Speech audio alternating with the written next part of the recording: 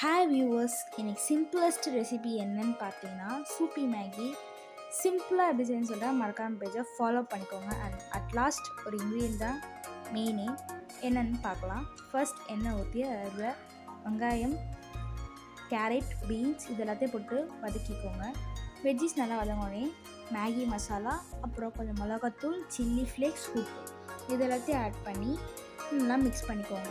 அப்புறம் இதில் தேவையான அளவு தண்ணி ஊற்றி அண்ட் மேகி எடுத்து உள்ளே போட்டு 5 to 7 minutes குக் பண்ண விட்டு அது நல்லா குக் ஆகும்போது கொஞ்சம் தண்ணியை இது பண்ணிங்கன்னா சூப்பி மாதிரி வரும். அதில் லெமன் ஆட் பண்ணிங்கன்னா ஒரு சூப்பர் டேஸ்டான சூப்பி மேகி ரெடி.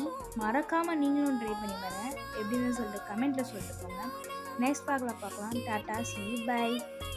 அண்ட் நம்ம பேஜை மறக்காமல் சப்ஸ்கிரைப் பண்ணிக்கோங்க.